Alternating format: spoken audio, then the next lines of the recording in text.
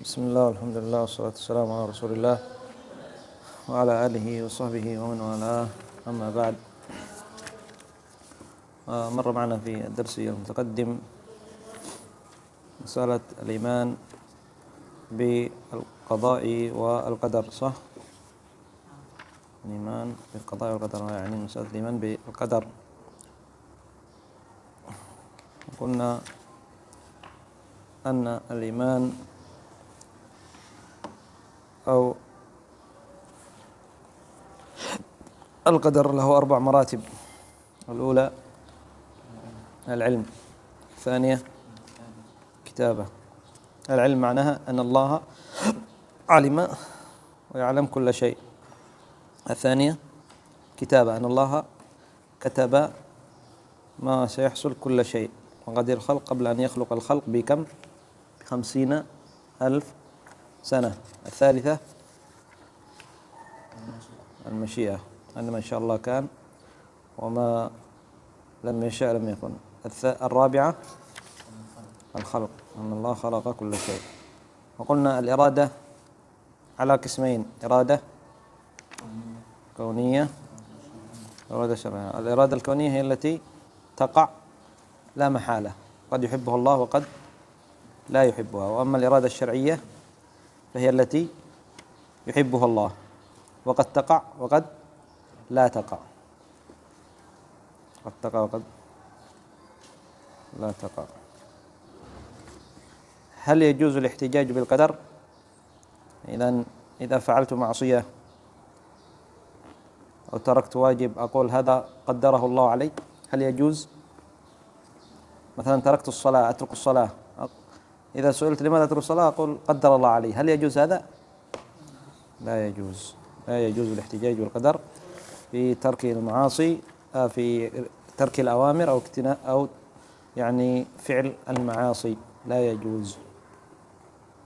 لكن يجوز الاحتجاج بالقدر في المصائب، إذا يعني أصابتك مصيبة، موت يعني قريب أو فقر أو غير ذلك من المصائب، تقول قدر الله، قضاء الله، هذا يجوز.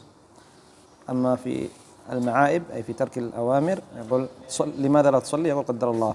أو لماذا تشرب الخمر؟ يقول قدر الله. لماذا تشرب الدخان؟ قدر الله. هذا لا يجوز، هذا لا يجوز. قال: فصل: والإيمان قول باللسان وعمل بالأركان وعقد بالجنان، يزيد بالطاعة وينقص بالعصيان. قال الله تعالى: وما أمروا إلا ليعبدوا الله مخلصين له الدين حنفاء ويقيموا الصلاة ويؤتوا الزكاة وذلك دين القيمة. فجعل عبادة الله تعالى وإخلاص القلب وإقام الصلاة وإيتاء الزكاة كله من الدين. وقال رسول الله صلى الله عليه وسلم: الإيمان 70 شعبة، أعلاها شهادة أن لا إله إلا الله وأدناها إماطة الأذى عن الطريق. فجعل القول والعمل من الإيمان. وقال تعالى: فزادتهم إيمانا. وقال تعالى: ليزدادوا إيمانا.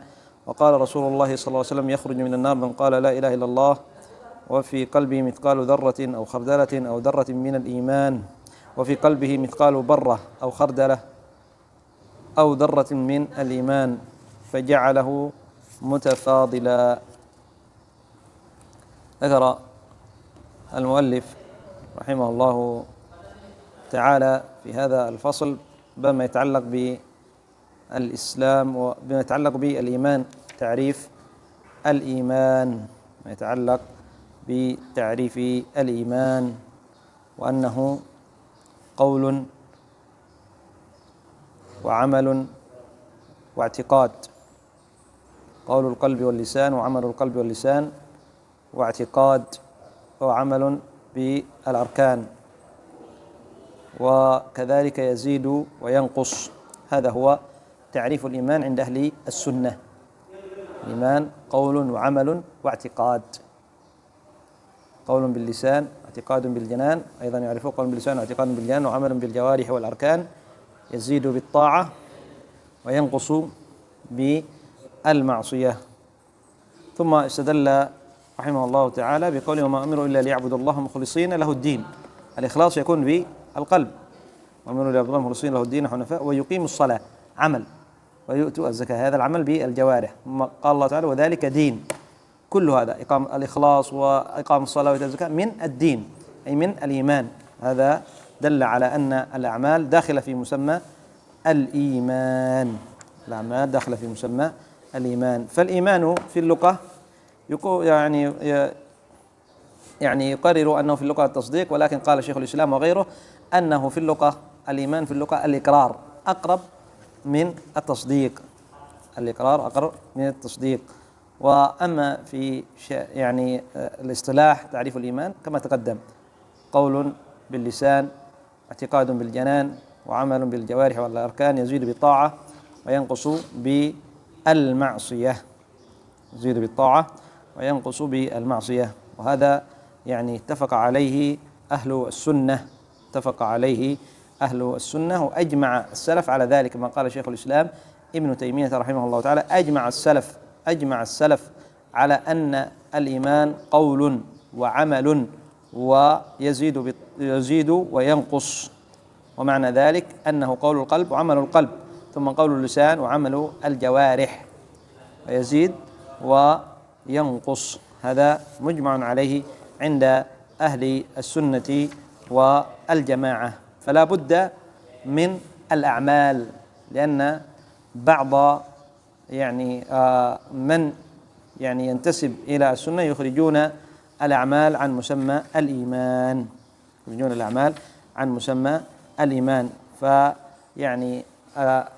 المرجئة يقولون الإيمان قول، الإيمان هو التصديق فقط.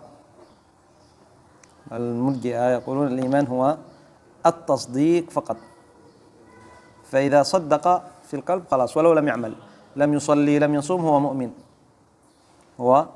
مؤمن. هذا خطأ، ولا يدخلون الأعمال في مسمى الإيمان. وهذا قلنا خطأ. فلا بد من الأعمال، بل جعلوا أن الإيمان واحد. إيمان الفاسق كإيمان أبي بكر، إيمان من يشرب الخمر كإيمان أبي بكر، إيمان عمر، وهذا قول باطل. فأما دليل على أن الأعمال لا داخل في الإيمان وأنها من مسمى الإيمان، ما ذكر المؤلف من آية: وما أمروا إلا لعبد الله مخلصين له الدين حنفاء ويقيموا الصلاة والزكاة وذلك دين، فأدخل الصلاة والزكاة وأنها من الدين. وكذلك قول الله عز وجل: وما كان الله ليضيع إيمانكم. ما هي هذه؟ نزلت في عندما قتل الصحابة في غزوة بدر، قتل بعض الصحابة في غزوة بدر، ثم بعد ذلك تغيرت القبلة، كانوا يصلون إلى بيت المقدس، ثم غيرت القبلة إلى الكعبة. فقال بعض الصحابة: كيف الذين صلوا إلى بيت المقدس وقتلوا قبل أن تتغير؟ فأنزل الله عز وجل: وما كان الله ليضيع إيمانكم، أي أجر صلاتكم، إيمانكم أي صلاتكم. فسمى الله عز وجل الصلاة إيمان، سمى الله عز وجل الصلاة إيمان. وكذلك الله عز وجل كثير ما يقول في الآيات: إن الذين آمنوا وعملوا الصالحات. لابد الإيمان من الأعمال الصالحة، لابد من العمل. إيمان قول وعمل واعتقاد. وكذلك ما ذكر المؤلف من حديث النبي صلى الله عليه وسلم قال: الإيمان 70 شعبة، فعلها قول، دخل قول، وأدناها إماطة، هذا من العمل. قال: والحياء شعبة، هذا في اعتقاد. إذن جمع هذه الثلاثة: الإيمان قول وعمل واعتقاد. وأما الزيادة والنقص فالأدلة كثيرة. قال الله عز وجل: يزدادوا إيمانا مع إيمانهم، الذين إذا ذكر الله وجلت قلوبهم وزادتهم إيمانا. وغير ذلك في الأدلة على الزيادة. واستدلوا على النقصان أنه الزيادة تكون من النقص، يكون ناقص ثم يزداد. دل إذن على وجود النقص، أن الإيمان يكون ناقص ثم يزداد. فالإيمان يزيد بماذا يزيد؟ بالطاعة. الذين إذا ذكر الله وجلت قلوبهم وإذا تليت عليهم زادتهم إيمانا، أي الطاعة.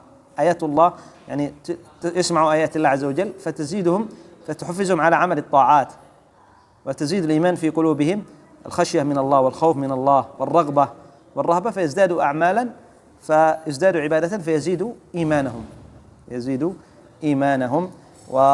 فإذا كان الإيمان يزيد فمعنى أنه يوجد في نقص. كذلك ما استدل المؤلف رحمه الله تعالى: يخرجون من النار من كان في قلبه مثل برة، أو ذرة أو خردلة، يعني الإيمان صغير. وقال النبي صلى الله عليه وسلم: من رأى منكم منكرا فليغيره بيده، فإن لم يستطع فبلسانه، فإن لم يستطع فبقلبه، وذلك أضعف الإيمان. المؤمن القوي خير وأحب الله من المؤمن الضعيف، وغير ذلك من الأدلة، وغير ذلك من الأدلة على زيادة الإيمان ونقصانه، على زيادة الإيمان ونقصانه. إذن هذا هو يعني تعريف الإيمان عند أهل السنة والجماعة، خلافا لغيرهم من أهل البدع ويعني الأهواء الذين قالوا أن الإيمان هو التصديق ولم يدخلوا الأعمال في مسمى الإيمان. قال: فصل في الإيمان بالغيب. قال: ويجب الإيمان بكل ما أخبر به النبي صلى الله عليه وسلم وصح به النقل عنه فيما شاهدناه أو غاب عنا، نعلم أنه حق وصدق، وسواء في ذلك ما عقلناه وجهلناه ولم نطلع على حقيقة معناه، مثل حديث الإسراء والمعراج: وكان يقظة لا مناما، فإن قريشا أنكرته وأكبرته ولم تنكر المنامات. نعم، الإيمان بالغيب، هذا فصل الإيمان بالغيب، وهذا الذي يتميز به المؤمنون، أنهم يؤمنون بالغيب. قال الله عز وجل: ألف لام ميم، ذلك الكتاب لا ريب فيه هدى للمتقين الذين يؤمنون بالغيب، الذين يؤمنون بالغيب. هذا الذي يتميز به المؤمن، أنه يؤمن بالأمور الغيبية، بالأمور الغيبية. قال: ويجب الإيمان بكل ما أخبر به النبي صلى الله عليه وسلم وصح به النقل عنه، فيما نؤمن لابد نصدق ما أخبر به النبي صلى الله عليه وسلم ونؤمن به بأنه سيحصل، بأنه سيقع، وأنه وقع. ما أخبرنا به بالأمم السالفة وما أخبرنا به يعني قبلنا وقع، نؤمن به. إذا صح عن النبي صلى الله عليه وسلم نؤمن به، وكذلك ما أخبر به النبي صلى الله عليه وسلم مما سيكون في يوم القيامة وما بعد الموت وفي القبر أيضا نؤمن به ونصدقه. فهذا يدخل في الإيمان في الغيب، أمور الغيبية. قال: نعلم أنه حق وصدق، سواء في ذلك ما عقلناه وجهلناه. سواء يعني ما يعني عقلناه، قبلته عقولنا ما أخبر به النبي صلى الله عليه وسلم، يقول هذا يمكن، هذا سيقع، هذا يعني يمكن، أو يعني ما عقلناه أي علمناه، أو يعني جهلناه، يعني لا يمكن نتصوره، لا يمكن أن يكون مثل هذا. النبي صلى الله عليه وسلم مثلا مثل ما أخبر يعني في عذاب القبر ونعيمه، قال: أما المؤمن فيمد له مد بصره، مد البصر يوسع له في قبره. فقد يقول قائل: نحن نحفر ونجد القبر مثل ما حفرناه، لا يتوسع القبر. هذا أمور غيبية، نحن نؤمن بما أخبر به النبي. نقول: نعم، هذا أخبرنا به النبي صلى الله عليه وسلم وثبت عن النبي صلى الله عليه وسلم، فنحن نؤمن به ونعلم أنه حق وصدق. كيف؟ لا، هذا أمور غيبية، هذا أمور غيبية أخبر الله عز وجل نبيه محمد صلى الله عليه وسلم، لأن النبي صلى الله عليه وسلم لا يعني ينطق عن الهوى، إن هو إلا وحي يوحى. حتى السنة وحي، هذا هو يعني الصحيح أن السنة وحي، هذا هو الذي يعني الصحيح أن السنة وحي، وما ينطق عن الهوى إن هو إلا وحي يوحى. جميع ما أخبر به النبي صلى الله عليه وسلم وحي من الله عز وجل. قال: ولم نطلع على حقيقة معناه، مثل حديث الإسراء والمعراج. أيضا ما أخبر به النبي صلى الله عليه وسلم ما حصل في الإسراء والمعراج، أنه أسري به في ليلة من المسجد الحرام إلى المسجد الأقصى، ثم عرج به إلى ما فوق السماء السابعة، ثم رجع في ليلة واحدة.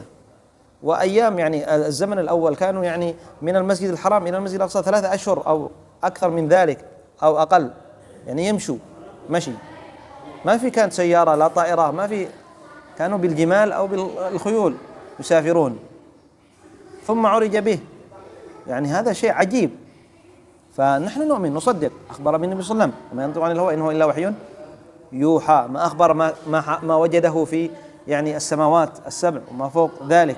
كذلك نؤمن بجميع ما أخبر به النبي صلى الله عليه وسلم، ما صح عن النبي صلى الله عليه وسلم من الأمور الغيبية نؤمن به ونصدقه ونعلم أنه حق وصدق. قال: وكان يقظة، أي الإسراء والمعراج، لا مناما. وكان النبي صلى الله عليه وسلم يقظان ليس مناما، كما يعني فإن قريشا أنكرته وأكبرته ولم تنكر المنامات، أي قريش يعني كذبت أنكرت يعني ما أخبر به النبي صلى الله عليه وسلم من الإسراء والمعراج، وأكبرت، قال: هذا لا يمكن، كيف يعني في ليلة واحدة ذهب إلى بيت المقدس ثم عرج إلى السماء ثم نزل رجع إلينا؟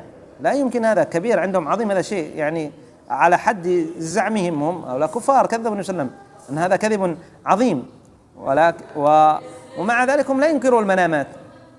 يعني إذا نام الرجل ورأى أنه ذهب إلى كذا وراح إلى كذا، هذا يقول هذا صحيح، لأن هذا منام، لكن النبي صلى الله عليه وسلم قال لهم يقظة فأنكروا لأنه يقظة.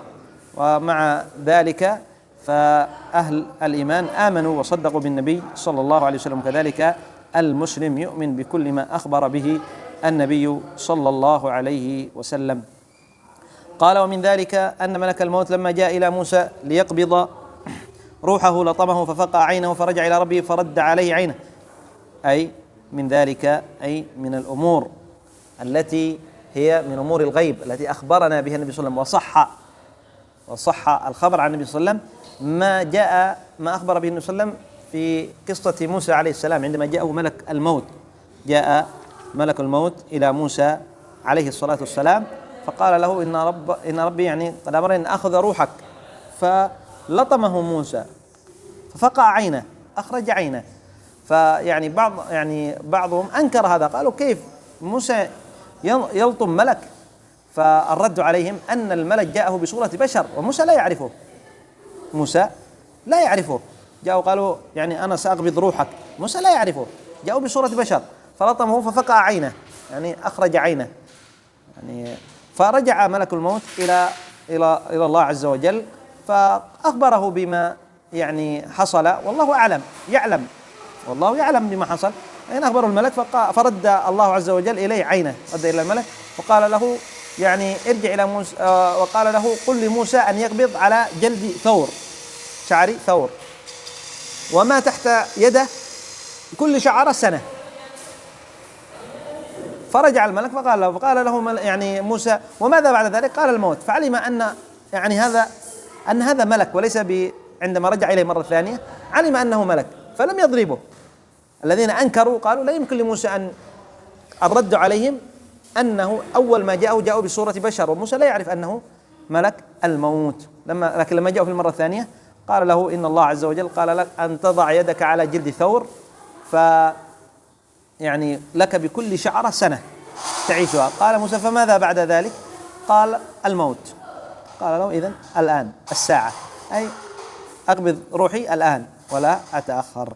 فهذا صدق وحق ثبت عن النبي صلى الله عليه وسلم. قال من ذلك أشراط الساعة مثل خروج الدجال ونزول عيسى بن مريم فيقتله، أي علامات الساعة. علامات الساعة منها صغرى ومنها كبرى، علامات الساعة منها صغرى ومنها كبرى، وأما الصغرى فقد مضى كثير أكثرها، مثل يعني مبعث النبي صلى الله عليه وسلم من علامات الساعة. قال النبي صلى الله عليه وسلم بعثت أنا والساعة كهاتين، أشار بإصبعه السبابة والوسطى. من علامات الساعة الصغرى مبعث النبي صلى الله عليه وسلم، وغير ذلك من العلامات التي أخبر بها النبي صلى الله عليه وسلم مما حصلت علامات الصغرى. أما العلامات الكبرى فلم يحصل منها شيء، وتحصل إذا حصلت هي كالمسبحة. عرفتم المسبحة التي يسبح سبحان الله، هذه التي يسبح بين العوام سبحان الله سبحان الله سبحان الله، يعني كما قال يعني جاء أنها كالمسبحة إذا انقطعت يعني تخرج مباشرة ما تتأخر. العلامات الكبرى إذا جاءت تتبعها واحدة تلو الأخرى، خلاص تقوم الساعة بعد هذا. وأخبر النبي صلى الله عليه وسلم أن علامات الساعة أخبر 10 علامات: خروج الدخان، وخروج الدابة، وخروج الدجال، ونزول عيسى ابن مريم، و3 خسوف: خسف بالمشرق وخسف بالمغرب وخسف في جزيرة العرب، وطلوع الشمس من مغربها، طلوع الشمس من مغربها 10 وخروج يأجوج ومأجوج، وأخبرنا الدخان والدابة يعني المسيح الدجال والمهدي. لا المهدي لا، الدخان والدابة، وذكر هنا خروج الدجال ونزول عيسى، دخان والدابة والدجال ونزول عيسى، و3 خسوف: خسف بالمشرق وخسف بالمغرب وخسف في جزيرة العرب، خروج يأجوج ومأجوج، وطلوع الشمس من مغربها، وآخرها نار تخرج من عدن تحشر الناس إلى أرض المحشر، يعني تذهب الناس إلى أرض المحشر. هذه 10 ساعات، 10 علامات، العلامات الكبرى ذكرت في حديث واحد.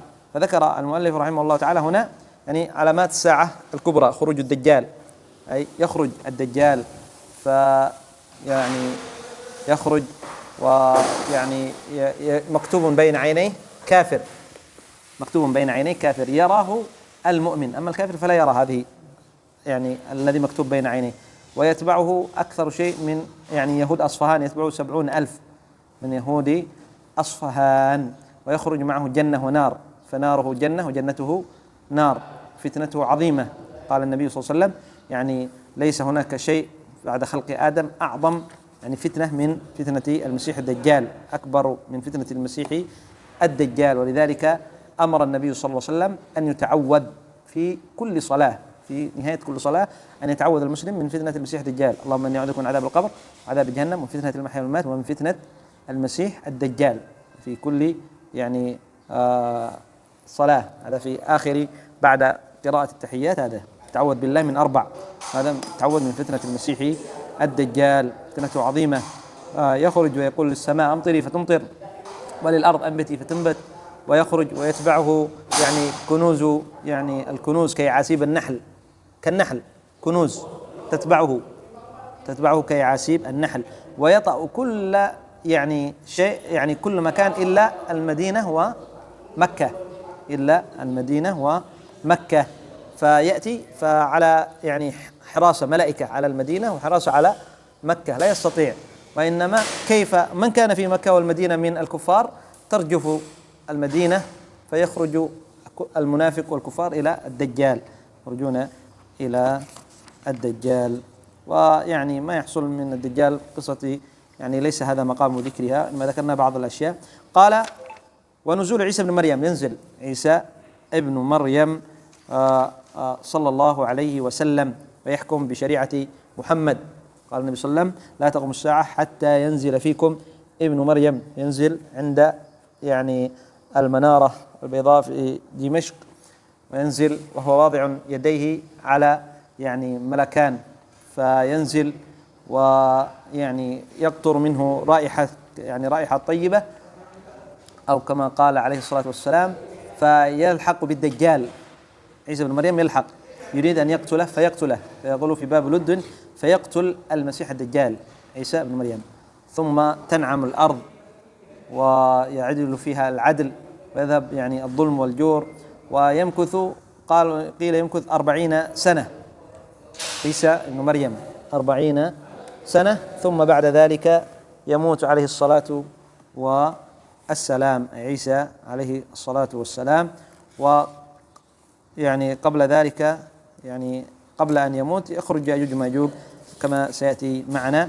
ونزول عيسى ثابت بالكتاب والسنة وإجماع سلف الأمة. أما الكتاب وإنه العلم للساعة، قول الله عز وجل وإنه العلم للساعة، قال الإمام أحمد عن ابن عباس عند تفسير هذا وإنه العلم للساعة قال نزول عيسى وخروج عيسى ابن مريم عليه الصلاة والسلام.